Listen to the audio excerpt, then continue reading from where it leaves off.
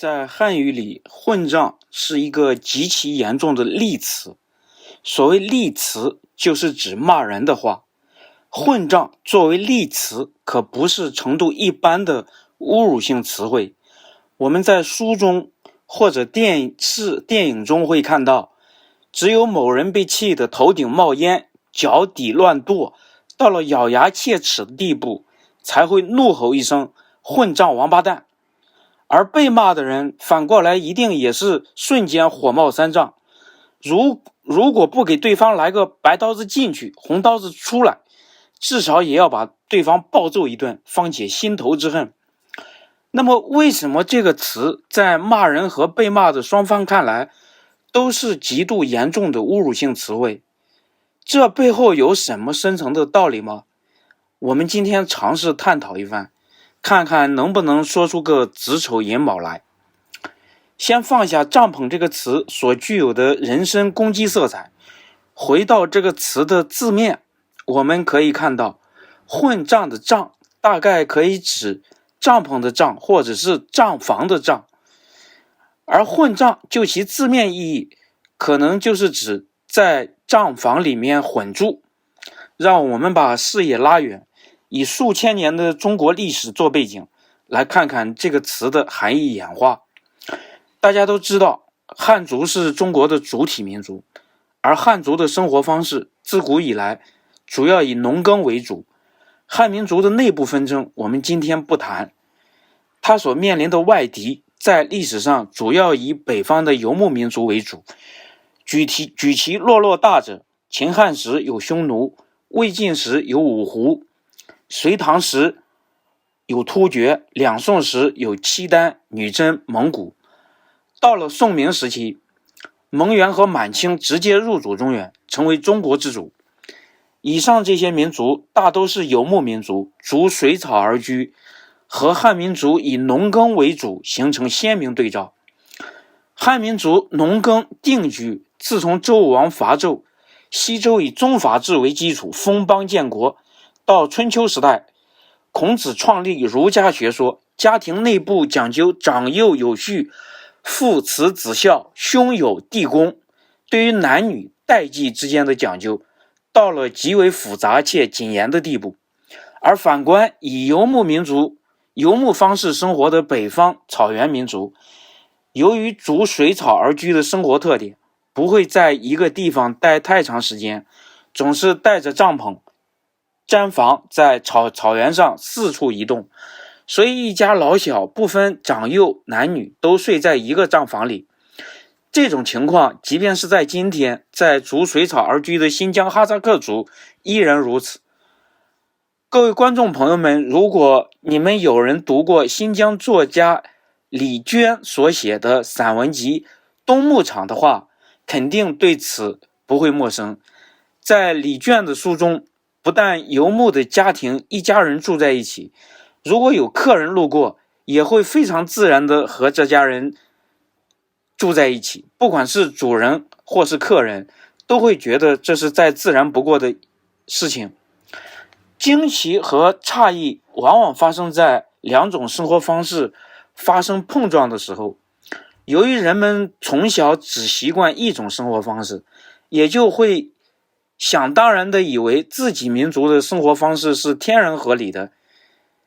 正当的、天然正确的，而自己无法理解的生活方式肯定是不对的、有问题的。不同的生活方式造就不同的伦理观念，加上在古代汉民族和游牧民族之间为了争夺生存资源是天然的世仇，这重重因素纠葛在一起，睡在一个帐篷里，这种情况在游牧民族看来是再自然不过的事情，但是在汉民族的观念看来就近乎是乱伦。如果按照孟子的话来表述，就只能用人之所以异于禽兽者几希来表达了。所以当汉民族把敌对民族的生活方式描述为混账的时候，这既是一种描述，而描述之中也带入了自我的价值评判。两种生活方式不同的民族所导致的这种误解，自古以来所在多有，不仅仅是在中国，比如在古希腊人看来，那些不说希腊语的民族说话发音就好像犹如发出巴巴的怪声，所以 Barbaros 这个词在古希腊语中意思就是野蛮人、野蛮民族。年岁稍微大一点的人应该还有印象，远的不说，就在10年前，很多中国北方人如果很少出门去过外地的话，偶尔碰到南方人说话，就会说南方人说的是鸟语。人们对于自己熟悉的事物有着天然的亲近感，而对陌生的事物容易产生防御心理。人们总是把自己从小身处其中的生活方式视为自然而然的、天经地义的，所以也就不加反思的认为自己遵循的生活方式所具有的价值就是唯一的价值，就是检验其他价值的标准。所以汉族古代有非我族类，其心必异的说法，这个说法不能说没有道理。两个人如果语言不通，连起码的沟通都成问题，就不要说澄清误会了，想要消除敌意更是不可能的事情。一对夫妇如果生活差异太大，婚后又不愿意相互体谅包容，那么分道扬镳几乎是迟早的事情。古人结婚呢讲究门当户对，除了有利益联盟方面的考量之外，门当户对的人由于家庭环境类似，所以他们的生活方式的细微末节上也会比较相似，这样呢结婚以后矛盾不至于太多。我想这也是门当户对的考量之一吧。但是人类今天毕竟已经进入了互联网时代，进入了全球化时代，今天的人们在不管是交通还是讯息的相互的联系上，已经比古代翻了好几个数量级。各个民族在自己地盘上关起门来过自己日子的历史，恐怕是一去不复返了。当然，如果发生核大战，人类退回到蛮荒时代，那是另外一回事情，不在今天所论之列。所以非我族类，其心必异作为信念就要放下，在今天就要转换思路，努力的去理解其他民族的生活方式，为什么和我们有这样那样的差异，在增进理解之中消除误解，不仅意味着看世界的眼光在扩展，也意味着理解世界的能力在提升。20世纪最伟大的哲学家维特根斯坦曾经举过一个例子，他说篮球、排球、足球，他们都是球类运动，但是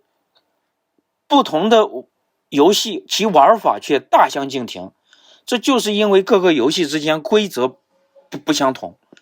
同样的，农耕民族、游牧民族的生活就像不同的游戏，他们的玩法各有不同，也是因为各个民族生活方式所遵循的规则不同。但是正如一个人可以理解足球规则，学会玩足球，